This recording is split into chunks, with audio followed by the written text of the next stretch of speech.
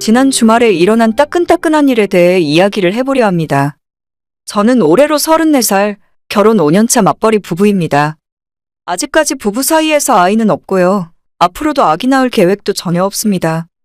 결혼 전부터 제가 아이를 안 좋아했기 때문에 아이는 싫다고 했었고, 저한테 프로포즈하는 남편에게 만일 아이를 갖고 싶은 거라면 지금이라도 나 말고 다른 여자를 찾으라고 했을 정도로 전혀 관심이 없었죠. 그래도 남편이 3남매 중 둘째였고 첫째 아주버님이 아들을 둘이나 낳았기 때문에 남편에게는 시부모님이 아이 낳으라 강요는 안 하시더라고요. 다만 언제라도 생각이 바뀌면 한 명이라도 낳았으면 하시긴 하는데 제가 워낙 아이에 대해 완강한 입장이라서 이제는 포기하고 아이 이야기는 제 앞에서 안 하십니다. 남편보다 1살 어린 신우는 3년 전에 결혼했고 딸 하나를 낳아서 살고 있어요. 온 시댁 식구들이 다 모이면 우리만 아이가 없기 때문에 약간 눈치가 보이긴 하지만 그래도 저는 육아에 자신도 없고 좋은 엄마 되기엔 부족한 점이 너무 많아서 아이 생각은 없습니다. 대신에 저희는 부부 둘이서 나름대로 즐겁게 지내고 있어요. 평소에 남편이랑 같이 운동도 하고 주말에 언제든지 훌쩍 여행도 떠날 때가 많습니다. TV나 유튜브를 보다가 전국 팔도에 맛있는 집이란 곳은 웬만하면 다 찾아가서 먹어봐요. 둘 다 쇼핑도 안 좋아하고 돈 들어가는 취미도 없어서 평소엔 퇴근하고 만나서 산책하고 아파트 헬스장에서 운동합니다. 주말에 한 번씩 맛집 찾아서 여행 다니는 정도가 유일하게 돈 쓰는 일이기 때문에 부부가 벌면 버는 대로 대부분의 수입을 저축하면서 살았어요. 그렇게 결혼 5년 동안 열심히 돈 모으고 즐겁게 살았는데 작년 말에 저희 친정부모님에게 아파트를 한 채 증여받았습니다. 친정에서는 제가 외동딸이라서 나중에 물려받을 유산을 미리 주시는 거라 하셨고 남편이랑 제가 모아놓은 돈도 넉넉하게 있었기 때문에 부모님들께 성의 표시하고 지금 살고 있는 세입자 계약이 끝나는 대로 리모델링 한번 하고 저희가 들어가서 살 수 있더라고요. 원래 5년 전에 결혼할 때 저희 부모님들이 그때 주시려고 한 집이었는데 그때 시댁에서는 장남도 아니고 무슨 지원을 해주냐면서 정말 한 푼도 결혼 준비에 보태지 않았습니다. 아직 우리 집에서 신혼집 해주시기로 했다고 말을 안 했었기 때문에 저도 빈정이 상해서 안 받겠다고 선언했거든요. 그 후에 저희 부부가 열심히 돈 모으고 살았지만 요즘 서울 집값이 오를 대로 올라 있어서 우리 벌이로는 서울의 집은 꿈도 못 꾸고 내년쯤 경기도에 집을 사야 하나 고민하는 중이었습니다.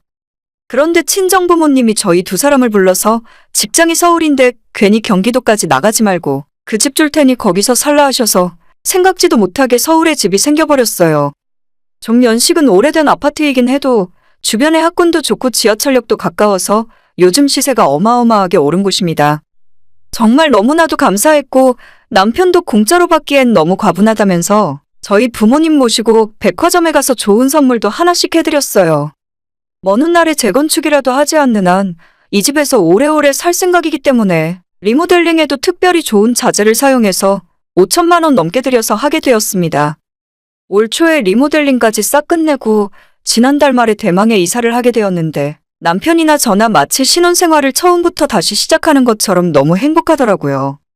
그전까지는 전세 계약 끝나면 이번엔 어디로 가야 하나 스트레스 받으며 살았었는데 서울 한복판에 제 명의로 된 제 집이 있다는 것이 좋으면서도 꿈인지 생시인지 헷갈릴 정도입니다.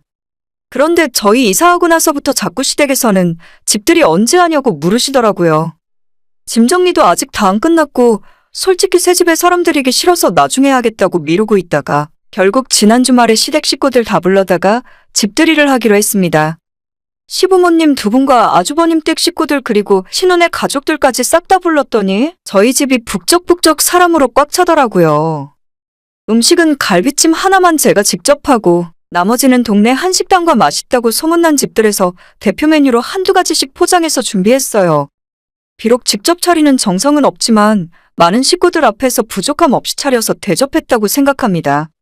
시부모님들은 당연히 저희 집을 보고 좋다는 말씀을 연발하셨고 밖에서 볼 때는 평범하게 오래된 아파트지만 싹 다 리모델링해 놓은 실내를 보고 같은 여자인 형님이나 신우가 부러워하는 듯한 눈빛을 보내더라고요.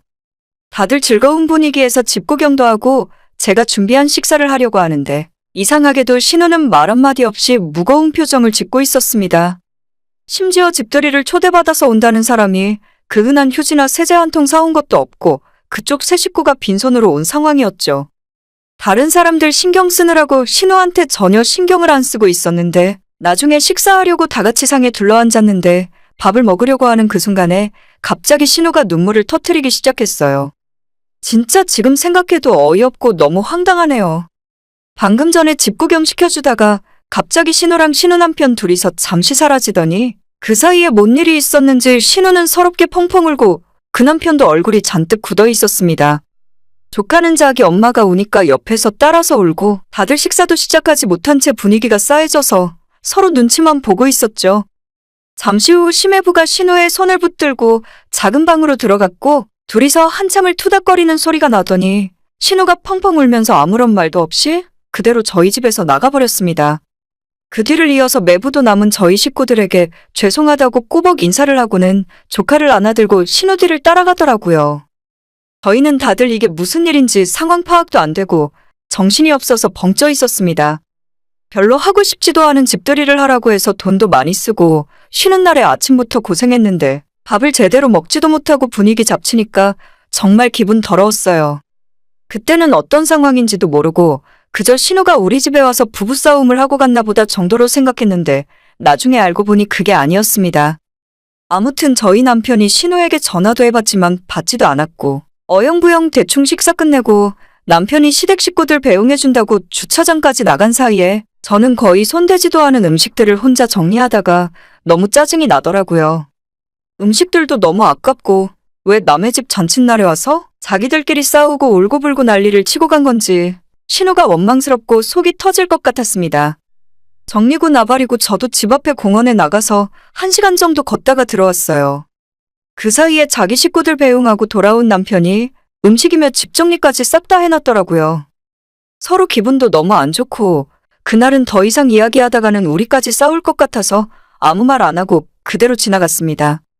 집들이가 토요일이었고 다음 날인 일요일에 남편이랑 전날 남았던 음식이나 꺼내 먹으면서 집에서 쉬고 있었는데 갑자기 시어머니가 제게 전화를 하시더라고요. 직감적으로 어제 있었던 일 때문에 그러시는구나 싶어서 안방 베란다에서 전화를 받았죠. 어머님이 어제는 미안했다고 자기가 대신 사과한다고 하면서 사실 신우가 요즘 집 때문에 스트레스 받고 있는데 너네 집을 보고 부러워서 그랬던 것 같다며 제가 이해를 좀 해달라네요. 3년 전에 결혼한 신우는 양쪽 집안에서 도움을 못 받고 전세대출 받아서 살고 있었어요.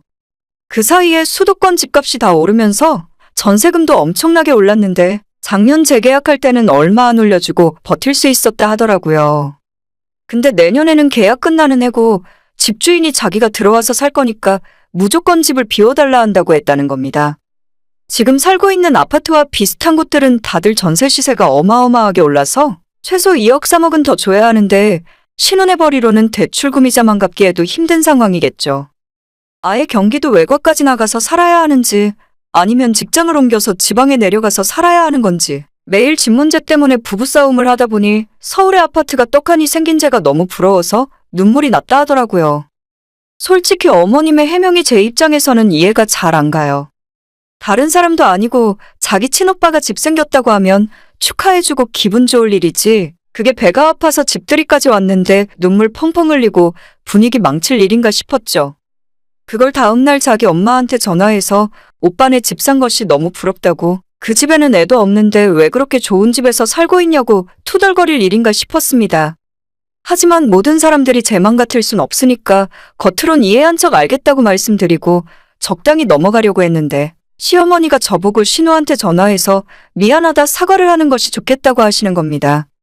제가 사과를 하라고요? 왜요? 제가 신우 돈이라도 뺏었어요.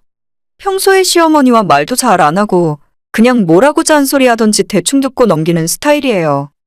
시모랑 말 길게 해봐야 좋을 거 없으니까 말 대답도 잘 안 하는데 그날은 너무 짜증나고 대체 내가 뭘 잘못해서 신우한테 사과를 해야 하는지 오히려 사과받아야 할 사람은 나라고 생각하는데 시모의 어처구니 없는 제안에 나도 모르게 공격적으로 이야기를 하게 됐습니다.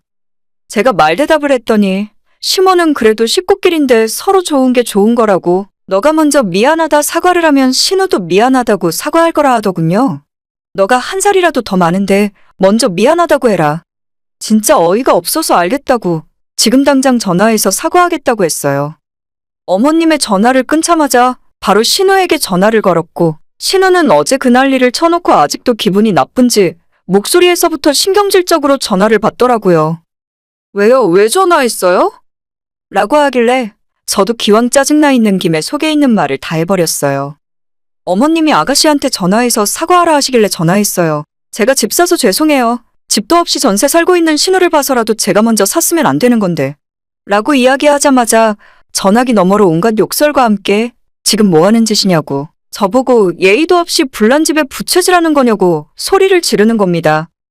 예의는 저보다 아가씨가 없는 것 같아요. 대체 남의 집들이에 와서 부부싸움하고 울고불고 난리치는 사람이 세상에 어디 있어요?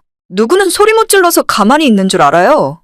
라는 식으로 저도 목소리를 같이 높였더니 밖에서 남편이 그걸 듣고 쫓아와서 그만하라며 저를 말리더군요.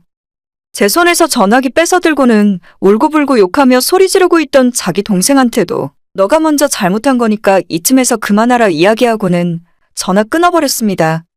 남편한테 당신 엄마가 나보고 신우한테 먼저 전화해서 사과하라고 시켰다고? 나는 잘못 없다고 이야기했더니 남편이 저한테 대신 사과했어요. 남편 사과를 백날 받아봐야 뭐합니까? 그 집안 식구들 생각하는 것 자체가 문제인데. 나는 앞으로 너네 식구들 얼굴 볼 생각 없다고 이야기했고 남편도 그렇게 하라더군요.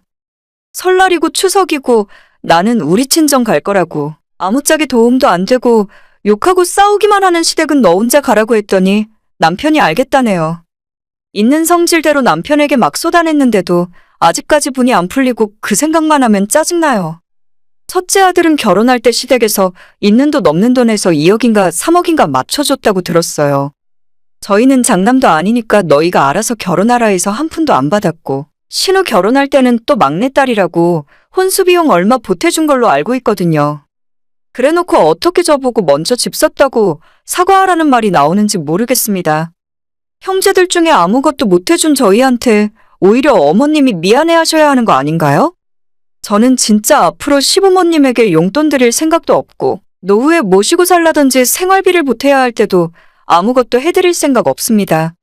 그렇게 장남 하셨으니까 장남이 모시고 살던지 하겠죠.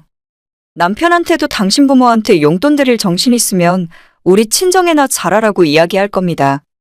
생각할수록 우라통이 터지는데 이렇게나마 빠르게 손절했다 치고 앞으로는 속 편하게 살려고요. 오늘의 제 이야기는 여기까지입니다. 구독과 좋아요, 알림 설정 부탁드립니다. 다들 행복하시고 좋은 하루 보내시길 바랍니다.